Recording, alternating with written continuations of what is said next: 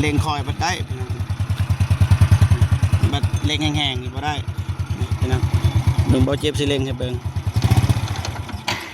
บ่ฮู้มันเป็นหยังแต่ว่าตอนนี้เบาเจ็บโทรหาพี่ชายแล้วพี่น้องให้เรามาเบิ่งว่าเป็นเพราะหยัง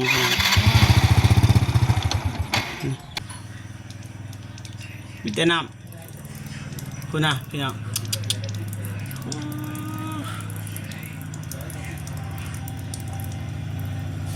มีแต่น้ำวันนี้โอ้ยนี่น้ำได้นี่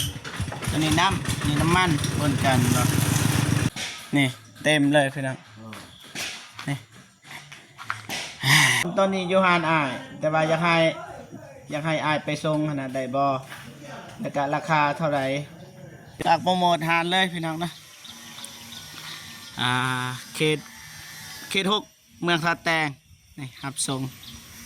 ทุกบอลเลยพี่น้องนะใครสนใจก็โทรหาอายเพิ่นได้พี่น้องนะ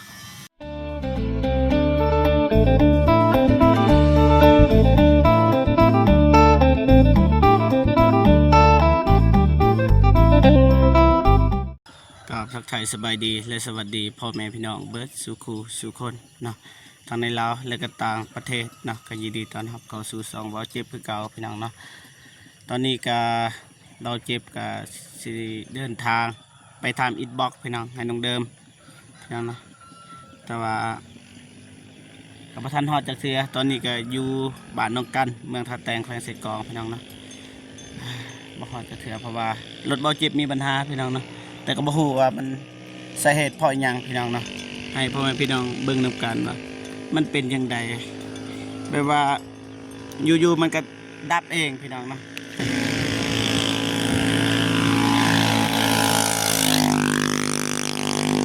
พี่น้องอยู่ๆมันก็ดับเองเวลาเขาติดนี่มันได้เร่งขึ้นมันบ่ได้มันสิหมอดหั่นพี่น้อง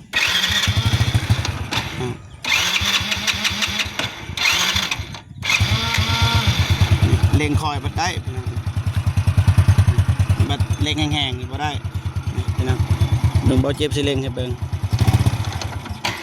บ่ฮู้มันเป็นหยังแต่ว่าตอนนี้เบาเจ็บโทรหาพี่ชายแล้วพี่น้องให้เรามาเบิ่งว่าเป็นเพราะหยัง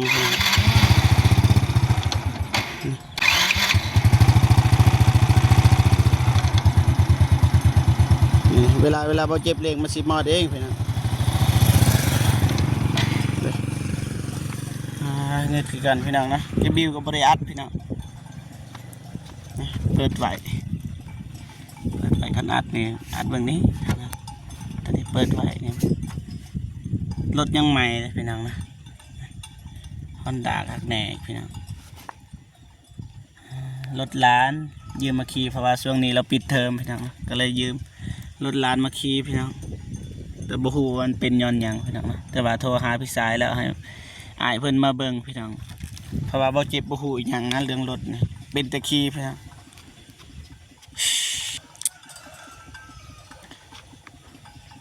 เป็นตะขี้พี่น้องแต่มันเป็นเพราะเหตุหยังพี่น้องบ่ฮู้ว่าใครเคยเจอปัญหาแบบนี้พี่น้องรถยังใหม่นะพี่น้องเบิ่งสิติดอีกบ่เป็นนี่ได้ติดได้คันเร่งขึ้นมันสิดับเองพี่น้องเนาะแต่ว่าบ่เจ็บกระเป๋าเบิดเลยน้ำมันนี่ยังเป่าแล้วมัน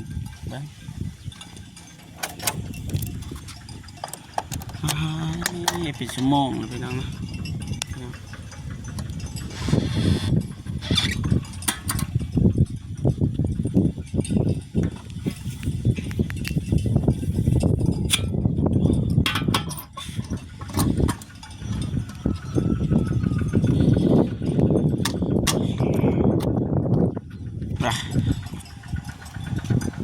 รถไม่ไหม้นะสอดเลยยังไงพี่น้อง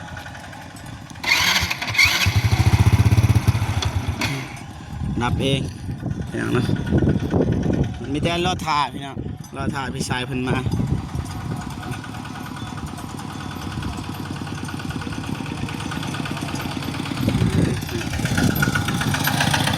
ายดีเด้อ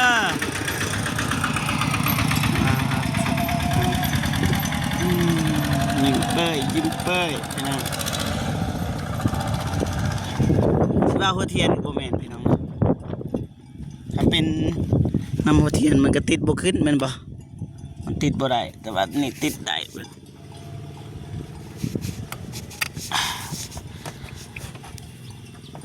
มันบ่เกี่ยวแล้วคิดว่าเพิ่นแล้วก็บ่เจ็บก็บ่ฮู้พี่น้องนะ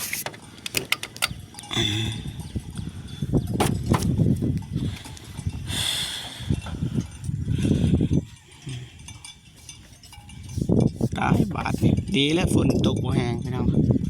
ตกอยู่หน่อยนึงใหญ่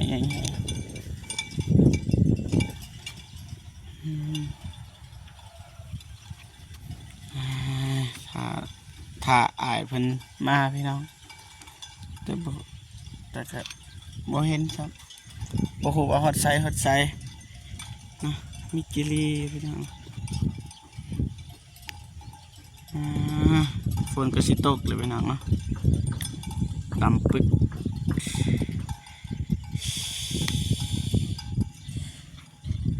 โดนเนาะเท่าไร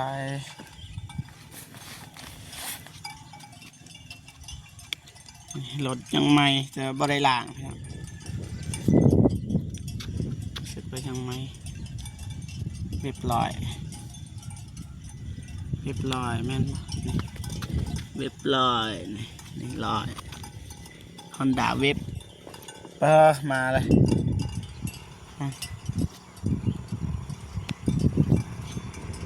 มารถในห้าง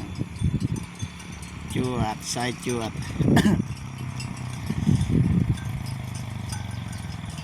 สายจวดบ่ได้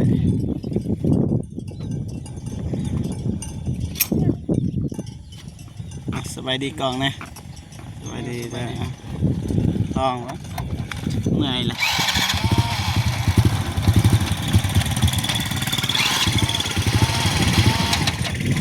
บุหัวติดมัน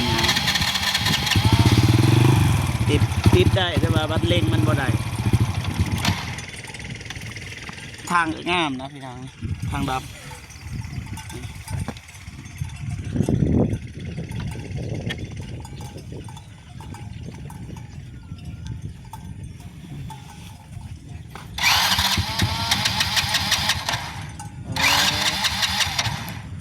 หัวเทียนบ่แล้วมันน้ำมันตันอะไรไปหาสารรถเฟย์จะเป็นยังไงนะแต่ปกติติดอยู่ครับมันเร่งลำบากขึ้นมันเป็นมันบ่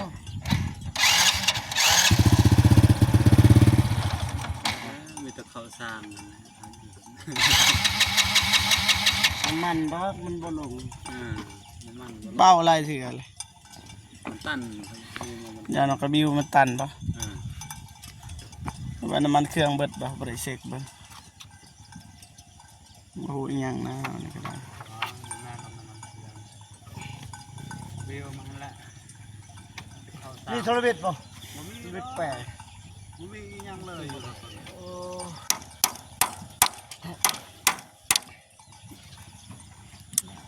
ไปหาจีนก่อนยูขี่รถจับยูป่ะไปยูก็ยู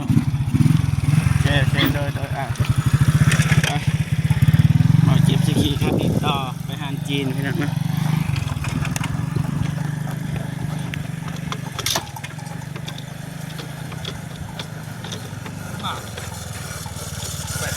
บ้ารถแข่เล่นบ่ขึ้น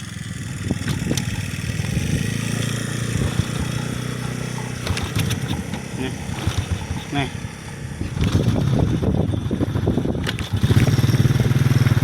ไปเลยไปปัดโซ่จูบเอาไปเนาะ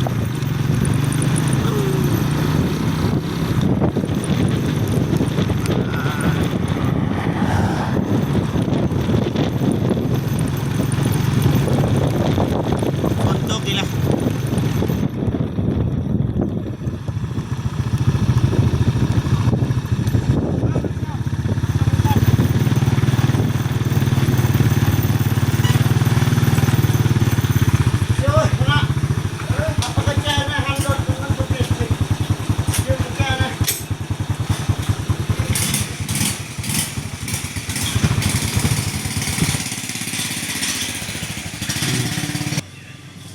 พี่ชายเป็นยืมกุญแจนะยืมกุญแจ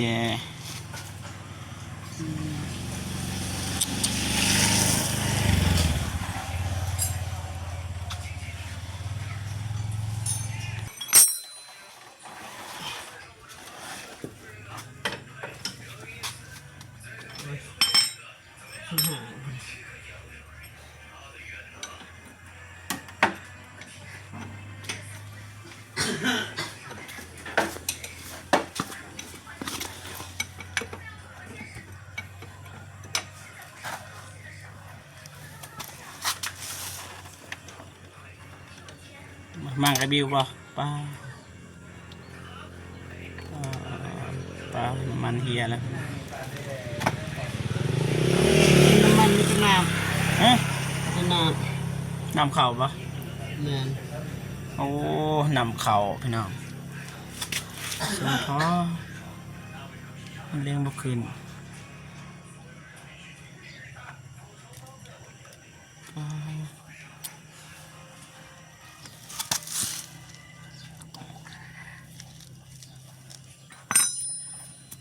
ปลาเถอะมันไหลไปเลยนี่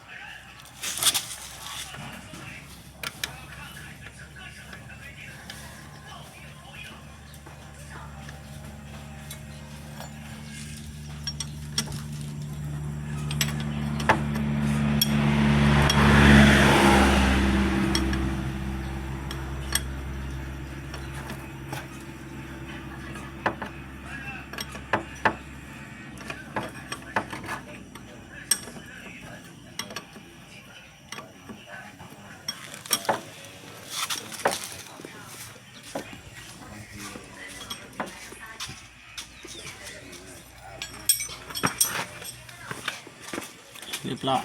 มาพูดว่าได้หรือบอปล่อยน้ำมันมาไล่ๆพี่น้องปล่อยออก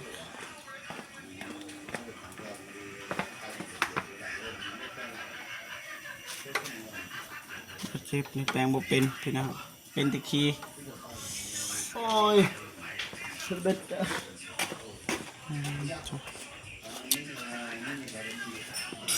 คุณน้ำพี่น้องโอ้ยน้ำมันเข้าได้จังไดเบื่อเลยดิดีแล้วบ่เจอตอนฝนตกพี่น้องเจอฝนตกแล้วก็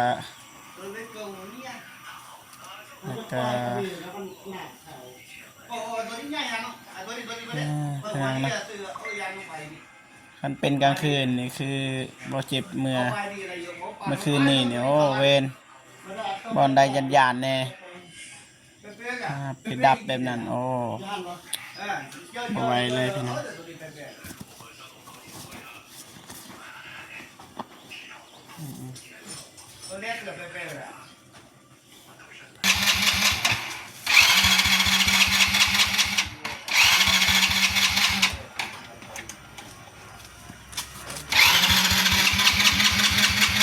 ได้สั่น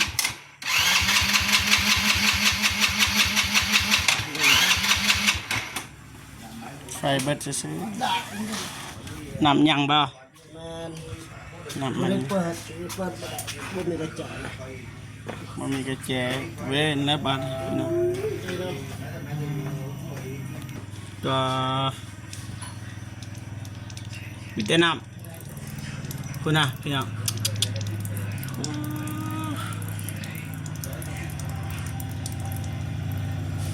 มีแต่น้ำได้แล้วอันนี้น้ำมันแล้วนี่น้ำมันพ่นกับน้ำ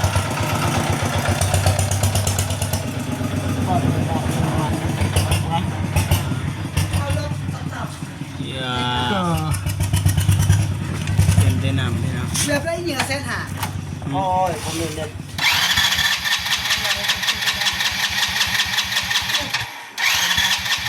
ติดซ้ำ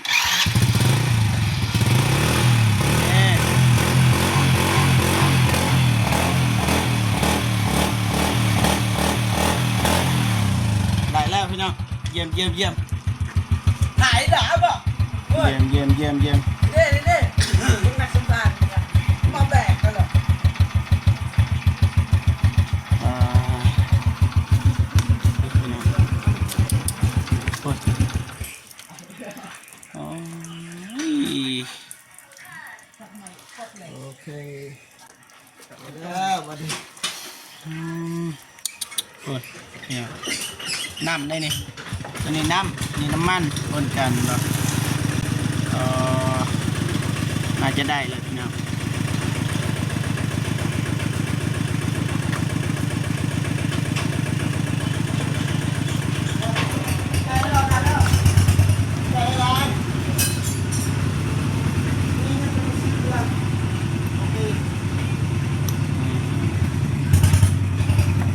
ลองบ้าง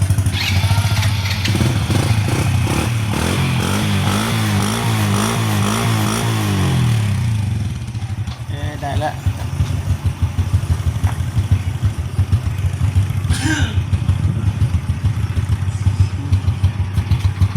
เกือบตาย อ่ะไปแล้ว โอเคโดยขอบใจหลายๆโดยไปใจขอบใจเนาะดีแล้วไปน้องเราเจ็บก็จะเดินทางต่อบาทนี่ขอบใจเด้อไอเด้อเด้อใจขอบใจคือกันนี่กะ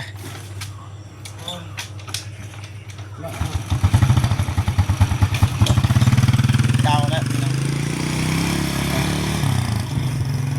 ใจหลายๆนะเกือบตายไอเอ้ยดีแล้วไอเพิ่นมาแปลง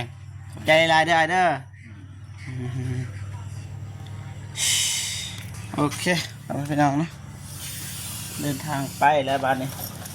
ขอบใจหลายๆเด้อไอเด้อ ตัวนี้ไปใช้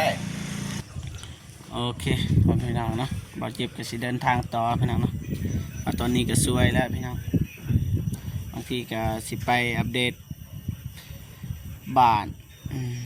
น้องซาลีก่อนพี่น้องเนาะก็สิไปทำอิฐบล็อกหน่อยนึงสิไปทำอยู่บ้านนนซาพี่น้องเนาะ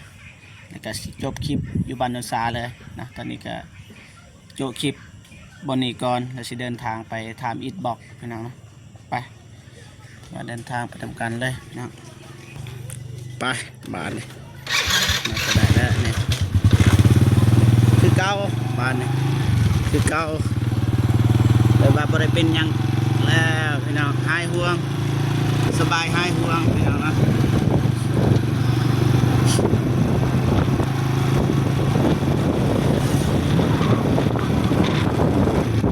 ไปบ้านจะสยุดคลิปวันนี้ก่อนไปเจอกันอยู่บ้านนันซานะพอเจสิไปทำอินบอกว่าราคาเท่าไหร่พี่น้องนะแล้ว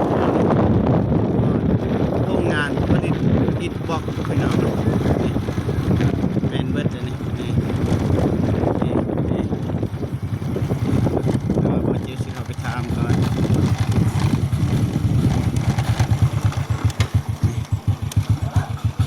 เต็มเลยโดยกินเ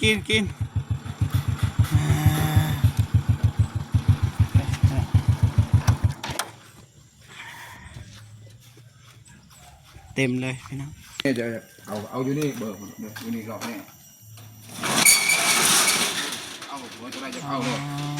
ได้ อืม แต่เราบอยู่เนาะ เราบริอยู่ ปกติราคาเท่าไหร่ 6,000เราขาย ก้อนหนึ่ง6,000แต่ยังไปทรงยังเราอะไรต่างหากปะ ตักเด้อตักเด้อผมบอกเด้อ ไม่6,000พี่น้อง วันนั้นลื่นมาเล่นก็นี่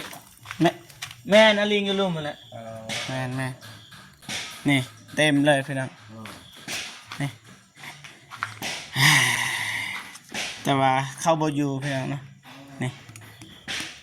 ก้อนหนึ่ง6,000 กีบพี่น้อง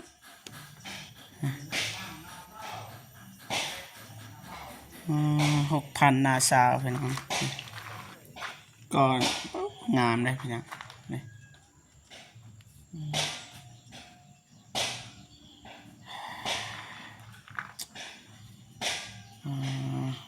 น้องเนาะ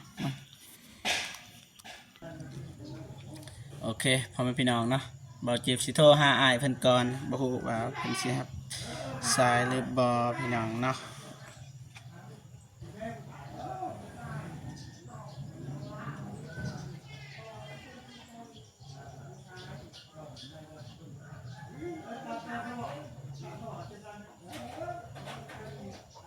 โทรไปนะครับ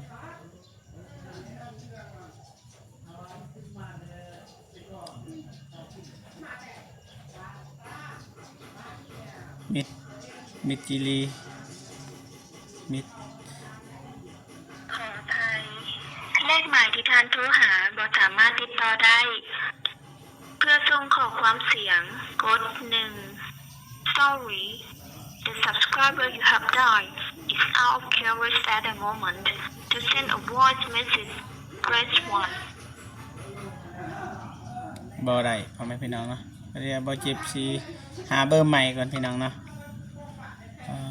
พี่น้องเนาะโอเคพ่อแม่พี่น้องเอาเบอร์ใหม่อีกพี่น้องเนาะบ่ฮู้ว่าสิได้หรือบ่รุ่นไม่แต่รุ่นรอนำกันพี่น้องเนาะรอรุ่นไปนำกันว่าสิติดหรือบ่พี่น้องโอเคติดแล้วพี่น้อง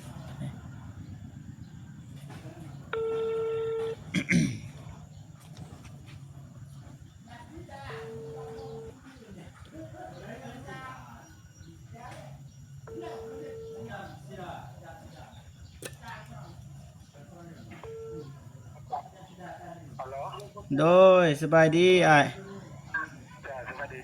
โดยอ้ายอายุบ่โดยคือว่าน้องอยากได้อิฐบล็อกโดยตอนนี้อยู่หานอ้ายแต่ว่าอยากให้อ้ายไปส่งขนาดใดบ่แล้วก็ราคาเท่าไหร่อยากพูดราคาก่อนราคา 6,000 เนาะโดยแต่ว่าอยากให้ไปส่งอยู่บ้านนั่นเองได้บ่อ้าย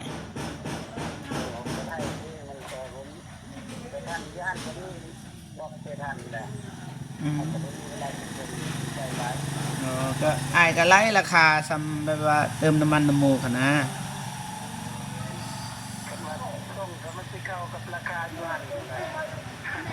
แม้นเท่าใดก็ได้ขอจะว่าอ้ายเว้าก่อนว่าซ้ำใดก่อนนะเขาจะพูดมันท่านผมมีเวลากันว่ามันใจร้ายเอาส่งเกตมาแต่ลงมามาพี่เอาส่งอยู่ข่าวเอาส่งกันยากเส้นทางไปนะเพราะมันไกลร้ายก็บดเอาประมาณ200นี่นะบ่ส่งเส้นทางมันไกลร้ายใช่ไหมโดยมันยากเนาะมันยากไรมันยากขณะมีเวลาเอาไปทางนั้นอาจจะพอส่งเอาไปให้เลยโดยเวลาไปโอเคเอาไปมาส่งนั่นนะเพราะว่าตั้งใจส่งกับมันคุ้มค่าใจเลยก็เอาเคยก้นแน่มันจะมาไปที่มันจะเที่ยวไว้นั่นนะโดยโอเคใจร้ายก็ไม่ได้วันนี้แม่นเอากับพึ่งพานะเล็กน้อยมันนะครับไปแต่เก็บไปเคียงเอาเพราะว่ารถน้อยเนาะโดยบ่เป็นหยังว่าต้องเก็บไก่มันก็คนเคียงเอาเวลาให้รถเอาก็จูโบราณนะแม่นขณะไก่โหดก็ชื่อต้นพระเจ้านะอันเป็นทรงเอาใช้น้อยแบบนี้แล้วใจมันกับเปลืองร้ายในนั้นนะมีเคล็ดในหม้อเอาเคล็ดนั้นโดยไม่แต่ว่าเฮาจะได้เงินเยอะใช้กับมีการดำเนินบริการมันใกล้มันก็ไอ้ต้นพระเจ้าก็ไปนั่นนะโดยเอาบ่เป็นหยังสัตว์น้องสิถามแถวนี่ก็ได้สัตว์แถวบ้านลุมบ้านหยังโดยมันก็หม้อเนี่ยแต่ว่านิดนั้นมันเขาก็ต้องฟรีอยู่ที่นั่นโดยใจว่าอย่างไรอยู่ที่นี่มันก็ เป็นการขนส่งมันแล้วมันกระจายไปเขาก็คิดเห็นเจ้าอยู่ บ่คันเว้าราคาล่มกันได้โอเคบ่เว้าเรื่องอันนี้นะบ่เว้าเรื่องน้อยละ นั่นนะมันก็เขาก็ไม่อยู่คือทันเป็นการเข้าๆอ่ะนะ แม่นมีแต่ว่าเฮากระเทินเฮามาทางนี้เฮาก็เลยแวะถามหั้นนะจะครูอันนะได้อ้ายฮู้จักผู้ที่โทรหาบ่อ้ายฮู้จักน้องบ่เบาเจ็บแม่นเสียต้องนำให้น้องเดิมนะบ่แม่นอื่นนะโดย น้องนั้นเท่าเดิมเนาะ แม่นต้องนำน้องเดิม เดิมวันโอ้ผมมีบ่ท่านบ่มีเวลาเดือดฝากคันลงไปแข่งที่มาส่งให้ซอยนั่นก็ได้อยู่ โดยบ่เป็นหยัง ด่วนมันบ่ทันดิ โดย ยังคาเนี่ยอยู่ให้ดำนี่อยู่นำนาเบาจอยสุขพร โอ้โดยตอนนี้อัดคลิปอยู่เด้อโดยสบายดีอืมขอบใจหลายๆโดย ได้ที่มาทำนู่นว่ามันคันมีโอกาสแล้วโดนตอนนั้นก็จะลงมาซอยอยู่ซอยไปให้ผมมีเวลานี่นั่งอยู่ก็จะ โดยบ่เป็นหยังโดยโอเคขอบใจหลายๆโดยบ่ได้พี่น้องเนาะเพราะว่าอ้ายเพิ่นว่ามันไกลเส้นทางมันยากแน่แล้วก็เพราะว่าเฮาสั่งมันน้อยประมาณ200คันว่าแบบว่าให้อ้ายเพิ่นไปบางทีอ้ายเพิ่นเอาแพงเพิ่นว่าไอ้ต้นทีมงานเฮาพี่น้องเนาะบ่เจ็บก็เลยว่าสิถามบอลอื่นไหมหาบอลใหม่พี่น้องเนาะเพราะว่าเอาเจ็บมาทางนี้ก็ทำมาทางนี้พี่น้องเนาะแต่ว่าทางนั้นก็มีอยู่ถ้าไปทางทัดแตงก็แวะไปหันบอลที่ทีมงานเขาเคยไปน่าจะมีคือกันพี่น้องเนาะแต่ว่าตอนนี้บอได้พี่น้องฟาวเนาะแต่ราคาอินบ็อกก็6,000 กีบพี่น้องเนาะโอเคแต่บอเจ็บสิเดินทางต่อไปบ้านน้องสลีแป๊บหนึ่งพี่น้องนะไปอัปเดตเล็กน้อยซื้อของกินให้สร้างเนี่ยกินนำกันกับน้องสลีแล้วนะโอเคแต่เบาเจ็บก็สิจบคลิป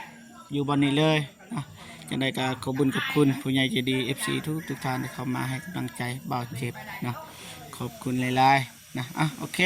แต่ว่าเบาเจ็บสิเดินทางไปก่อนนะพอๆกันคลิปหน้าอยู่ที่บ้านน้องสาลีนะสำหรับคลิปนี้ขอกล่าวคำว่าสบายดีเด้อพ่อแม่พี่น้องนะโอเคมาจากโปรโมทหานเลยพี่น้องนะเขต6เมืองท่าแตงนี่หับส่งทุกบอลเลยพี่น้องนะใครสนใจก็โทรหาอ้ายเพิ่นได้พี่น้องนะโอเคประมาณนี้พี่น้อง